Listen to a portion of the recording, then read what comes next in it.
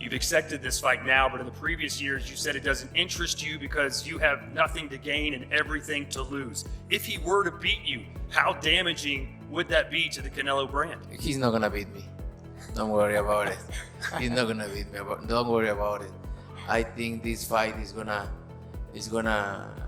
be in the books of the history of boxing for sure. That's for sure. For sure, them belts coming with me. They coming home with me. I'm telling you right You now. can see it, but it's gonna be difficult. You take it to your I'm home. taking them. And ain't nothing you gonna be able to do about it come fight And night. I know Turkey's in your corner, I promise you. But look, it's All gonna right. be very difficult. He's gonna be so mad that day. Believe me. I see you. I see you. You see I'm different. I see you too. You see I'm different than all the other ones. No, I see you. No, you don't know different. You're nothing different. I'm different. Nothing different. I'm different. We'll see. You gonna see. We'll You see. know it. We'll see. We're see. gonna son. see. Canelo and Crawford just went head-to-head in a fiery press conference streamed live on Netflix, and the tension was undeniable. Both fighters looked laser-focused and ready for battle. This matchup is starting to feel deeply personal. Even before the press conference, Crawford made it clear this isn't just another fight for him. It's a mission, a war with meaning. You know, it's gonna be a tough challenge on both sides. You know, he's gonna have some challenges. I'm gonna have some challenges. That's what great fights is about. You know, who overcome them challenges and who capitalize on the other fighter mistakes, and who got the best game plan. And, you know, who can adapt. So I'm gonna be ready. I'm gonna be prepared, and I'm excited, and I'm looking forward to it. Crawford spoke with a calm intensity, breaking down the difference between a good fight and a legendary one. He didn't just hype the bout. He analyzed it like a master strategist, laying out the mental and tactical war ahead. While acknowledging the danger both fighters bring, he made one thing crystal clear. He's coming in fully prepared. No excuses, no shortcuts, just a mission to outthink and outfight. The fire in his eyes said it all. Focused, relentless, and locked. The buzz exploded after the intense face-off and Crawford's confident message. Veteran broadcaster Jim Gray stepped in, delivering a breakdown filled with brutal honesty and sharp insight. Terence Crawford's a great fighter. Terence Crawford, you know, everybody says perhaps the pound-for-pound guy. I mean, we can have these different lists. You can pick 3 or 4 of them, but he would be on somebody's list, probably at the top. Right. And Canelo is getting a little bit older, so but Canelo weighs a lot more, and Canelo fights more often, and so I think it's an intriguing matchup, and against Terence Crawford moving up in weight, who you know, like I say, you know, that young man's been a monster. Okay, going up against the great Canelo, so it's going to be fun. It's at Allegiant Stadium. I mean, there's an opportunity for 55, 60,000 fans to come in there. That's great. It's great for boxing. It's what everybody wants to see. Gray didn't hold back when sizing up the two giants. He praised Crawford's dominance and ring IQ, but reminded everyone that Canelo brings more than just power. His size, experience, and sheer volume of high-level fights make him a force to be reckoned with. Gray called a matchup that's not just thrilling, it's wildly unpredictable. Him. This isn't just a pound-for-pound clash. It's a legacy-defining battle on boxing's biggest stage. With 60,000 fans expected to witness it live, the stakes couldn't be higher. And just when the energy seemed to peak, Jim Gray reignited the atmosphere. This time, turning his focus to Canelo, speaking with heartfelt admiration about the Mexican superstar's journey, grit, and unshakable presence. Canelo. And Canelo himself. Yeah, you got Canelo in the road. So putting the Canelo in the Hall of Excellence potential bias aside, and I'm kidding. But No bias. He's the greatest fighter on the planet. What's the bias? He belongs with the greats, okay? Greatest Mexican fighter. He's the greatest pound-for-pound fighter for a long time. This guy's just a proven tremendous boxer and talent. So yes, no, there's no bias. I do love him personally. I love the way he fought. I love the way he conducts and carries himself. Gray didn't just praise Canelo's skill, he celebrated his legacy. He called Canelo the greatest Mexican fighter of all time and a true pound-for-pound king. For Gray, this fight isn't about weight classes or titles. It's greatness versus greatness that he spoke of Canelo's discipline, character, and relentless fighting spirit with the reverence of someone who's watched a legend rise, fight by fight. There was no bias, just deep respect and belief that this could be Canelo's defining moment. But Gray wasn't finished. He shifted the conversation back to the raw power and danger both men bring, reminding everyone that this fight isn't just about technique. It's a collision of will, force, and legacy. A true high-stakes war where one mistake could end it all. You know, it's so hard to tell, but the bigger man, I mean, I don't want to get hit by Canelo ever. And when you've weighed so much less, I mean, I don't know what Terence will come into the ring, but you know, he's coming up in weight significantly, and, you know, that seems to me would favor Canelo. Gray pointed out the obvious, yet terrifying, truth. Canelo hits like a truck. And when one fighter is moving up that much in weight, it's not just about skill anymore. It's about surviving the storm.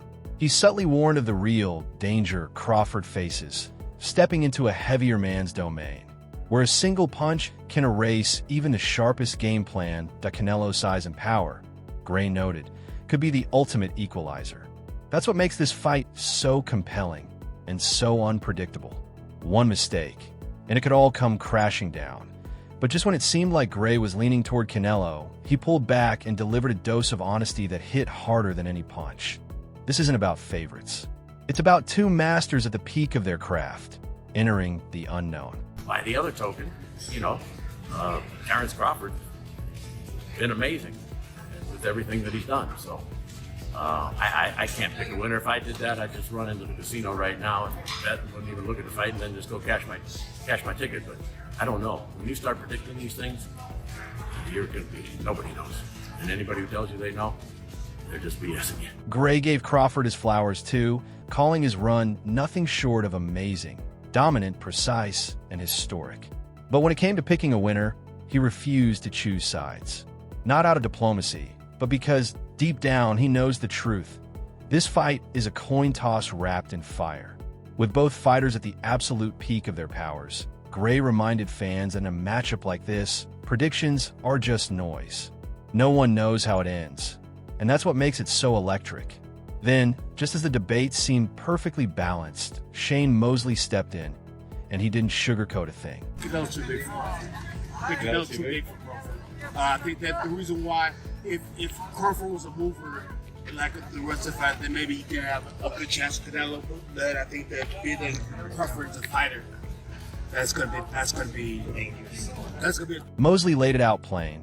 Size matters, and in this case, it might be too much for Crawford to overcome. He wasn't doubting Crawford's talent. He was questioning the style matchup. In Mosley's eyes, it's Crawford's own aggressive instincts that could betray him, that if Crawford chooses to stand and trade instead of using his movement, he could be walking straight into danger.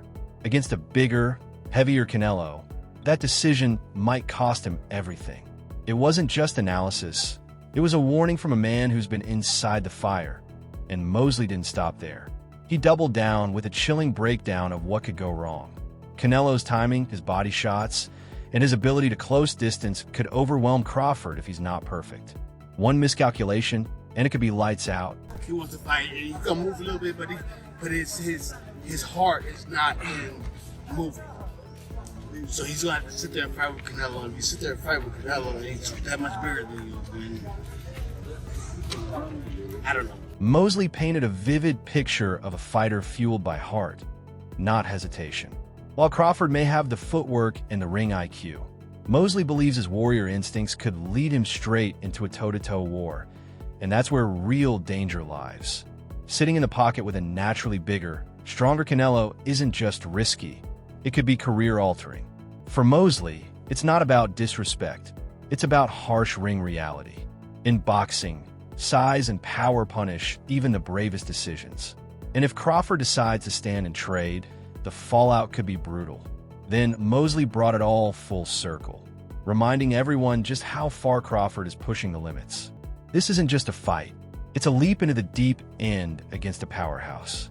And that, Mosley warned, is what makes this challenge both heroic and terrifying. But everybody think, Crawford, he's a great boxer, he's this, he's that, which he is. He's a great fighter. And I think he's a great fighter at 140, 47. And he seemed just to be, good at 54. Now we're going to 68. Mosley didn't hesitate to give Crawford his respect, calling him a truly great fighter. But his concern wasn't about skill, it was about weight. Crawford's dominance at 140 and 147 was unquestionable, and he looked solid holding his own at 154. But jumping all the way to 168 to face a powerhouse like Canelo, that, Mosley warned, is an entirely different battlefield. For him, it's not about questioning Crawford's heart. It's about wondering how high up the mountain a fighter can climb before the air gets too thin. And that's where the real tension lies. Then Mosley shifted gears, turning the spotlight on Canelo. He highlighted just how much the Mexican superstar has evolved since his early days, especially since that iconic showdown with Floyd Mayweather. He's a veteran now. Come on, he's been in the ring with everybody. Yeah. You know what I'm saying? Like from light heavyweight all the way down to 54. He's a very nice person. And he's a very nice person too. He actually traded my gentleman when he was getting ready to fight Mayweather. Mosley reflected on Canelo's incredible journey through the weight divisions, from light heavyweight down to 154, battling elite names at every stop. This isn't the same young fighter who once lost to Floyd Mayweather. This is a seasoned, battle-hardened warrior. He spoke of Canelo's relentless work ethic, his class, and how he's evolved into a complete fighter. The respect was unmistakable, not just for Canelo's skills, but for the man he's become. It was a quiet but powerful warning. This version of Canelo is sharper, smarter, and more dangerous than ever. Just as the momentum seemed to shift fully toward Canelo, Bozy Ennis, father and trainer of rising star Jaron Boots, Ennis jumped in with a take that caught everyone off guard. You ain't gonna believe me, but I'm leaning towards Terence. Oh, okay. Remember this though, Terence and Boots is almost like similar when it comes to that weight thing, right? Yes. Boots gets up big, but I seen Boots at a certain weight where he can handle them big guys and stopping them, be knocking them out, in the sparring in the gym when he's up in weight. So I think that's a beautiful weight for Terence, but that's going up to 168 though, right? Yeah, 168. Yeah, but I think he can handle it. Ennis admitted that most people might disagree with him, but he's leaning toward Crawford. He drew comparisons to fighters like Bew, those who stunned the boxing world by defying expectations when moving up in weight. Ennis said he's seen firsthand how some fighters maintain their power and speed, even in heavier divisions. And he believes Crawford is cut from that same cloth. This isn't blind faith. It's based on what he's witnessed behind closed doors during intense sparring sessions. In his view, 168 might be the weight class where Crawford silences all doubters. And Ennis didn't stop there. He doubled down on his take by pointing to a factor many overlook: Crawford's exceptional ring IQ. The thing about Terence, though, people don't understand. He can box and he's smart. Yes. He don't waste no punches, man. He don't waste no punches. And he's really smart, man, when it comes to that boxing game. But it was me and I'm training him. Yeah. I would have him frustrating him. Ennis praised Crawford not just for his talent, but for his precision, how he wastes nothing and makes every punch count. To Ennis, the kind of discipline and calculated shot selection is what separates the elite from everyone else. If he were in Crawford's corner, he'd build the entire strategy around Crawford's intelligence, using it to frustrate Canelo, disrupt his rhythm, and control the tempo of the fight. It's not about overpowering, it's about outthinking. In a matchup this razor close, that mental edge could be the key to not just surviving, but shocking the world. Ennis even took it a step further, outlining a potential game plan he believes could crack Canelo's armor, if Crawford executes it just right. What I would do with him, I would hit him with some good shots, combination shots, but Canelo got to be set to do punches. That's right. That's right. You know what I mean? If Crawford boxing move, he don't like nobody to box him move. And that's what I think Crawford's going to do. And then this is what I would tell him to do. We'll box him and hit him with good shots. You know what I mean? Set him up. Soon as he get ready to get set, time up, walk him to the center. That's right. You know what I mean? Kill that clock. You can keep on doing it over and over, and then once you start doing that, right, they lose their cool. Then they open up for all kinds of He explained that Canelo needs to be planted to unleash his devastating power shots, and that's precisely where Crawford can capitalize. The key isn't just movement, it's purposeful movement. Hit, move, tie him up, reset in the center, and repeat. It's a strategy designed not just to avoid damage, but to mentally drain Canelo, frustrate him, and force him out of his rhythm. According to Andis, once that rhythm is broken, the openings begin to show, and that's when Crawford's sharp counters can flip the momentum. It's a high-level chess match in the eye of a storm. As the debate heated up, Derek James entered the conversation with a calm, yet incisive breakdown, dissecting the matchup like the technician he is. It's a good fight. I think that it's a great challenge because I think both guys have great attributes, right? That, you know, they do, and I think they have great attributes. And I think that, so we're looking to possibly see a great matchup, a great fight. And one could be an intellectual fight from Crawford, a smart, intelligent fight. And I think for, you know, Canelo probably has to be the matador in this one. He has to be the what? Matador. Yeah. Matador, yeah. Yeah, you gotta, you know. He called it exactly what it is, a clash between two elite fighters, each armed with very different weapons. For Derek James, Crawford brings the brain, timing, calculation, and tactical mastery. On the other side, Canelo must become the matador, controlling space, cutting off the ring, and forcing Crawford into his power zone. This isn't just a physical battle, it's mental warfare at the highest level. James didn't choose sides, but his breakdown made one thing crystal clear. The winner won't just outpunch the other, they'll outthink him. Then, in a sharp twist, James flipped the script with a warning. If Canelo wants to survive what Crawford brings, he may have no choice but to become the bull. Basically, let me see. No, the bull. The bull. Right, maybe be the bull. Canelo has to be the bull in this one.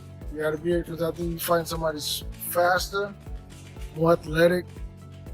You gotta put the. I mean, that's whatever it is that he's doing. He has to be better at that than he is at any other night. He highlighted the real danger. Crawford will likely be the faster, more athletic man in the ring. That puts Canelo in a precarious position, where even a moment of hesitation could change everything. James warned that Canelo can't afford to be patient or reactive this time. He must fight with more urgency and intensity than ever before. From the opening bell, he needs to pressure Crawford, disrupt his rhythm, and deny him any chance to get comfortable. Anything less, and the fight could slip away fast. This isn't just about legacy anymore. It's about survival at the highest level. Derek James kept peeling back the layers, and then zeroed in on the one element he believes could flip the entire fight on its head. I mean, I believe in like the smaller guy generally faster than the bigger guy. Speed is going to be the thing that kind of controls this fight. Whether it's foot speed or hand speed. So I don't know what, I saw that fight or whatever, but I'm just saying the faster you are, the smaller you are, the faster you are. That's why a little bitty guy can come in the gym and spar a big guy and beat him up. Yeah.